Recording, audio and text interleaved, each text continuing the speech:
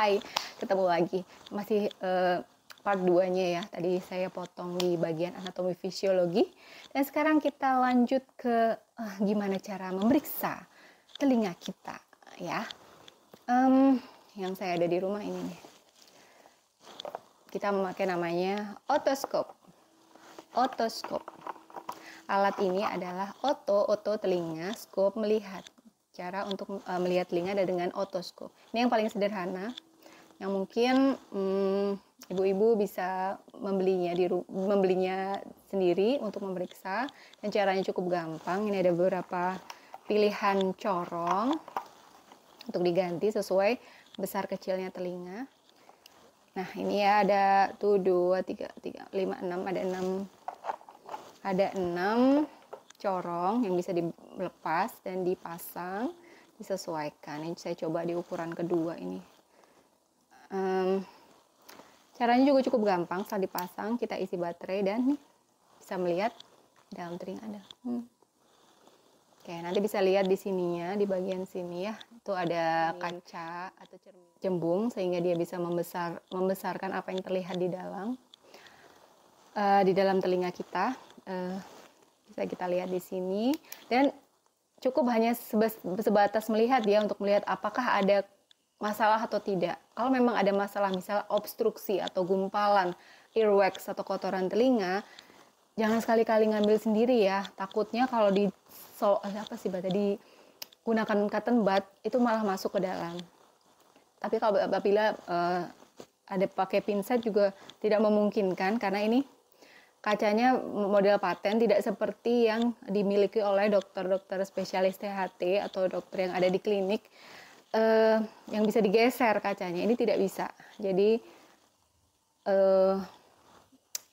harap kunjungi dokter terdekat untuk membantu apabila ada masalah pada telinga. Ini sebatas hanya untuk melihat benar nggak sih ada masalah di dalam telinga kita. Ini otoskop paling sederhana. Ada otoskop lain yang ada di dokter spesialis THT, di klinik, yang bisa digunakan untuk memeriksa telinga lebih detail lagi. Nah, ini saya contoh pemakaiannya seperti berikut ini.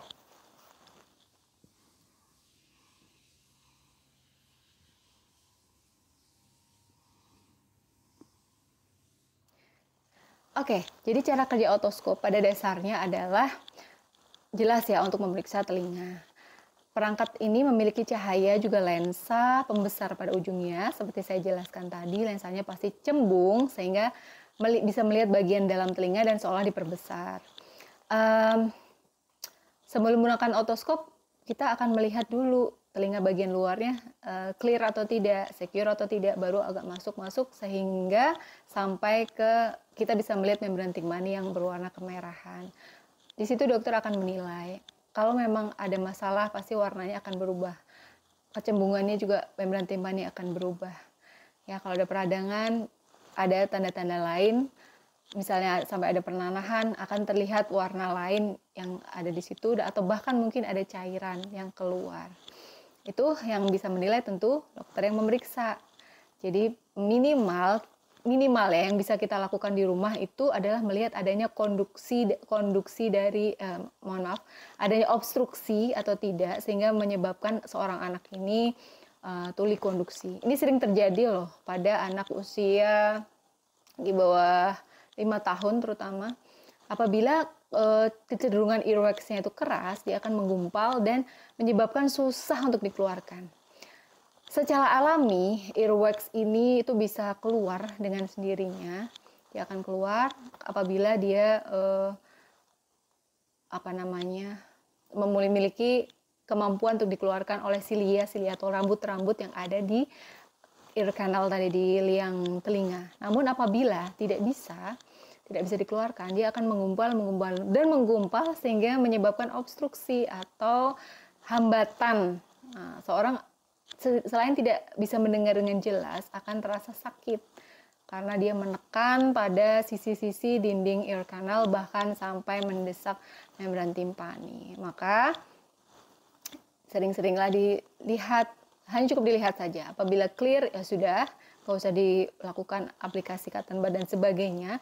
Apabila hanya ada di telinga bagian luar ada kotoran, silahkan gunakan cotton bud dengan cara yang halus, tidak menusuk dan tidak mendorong ke dalam bagian tengah.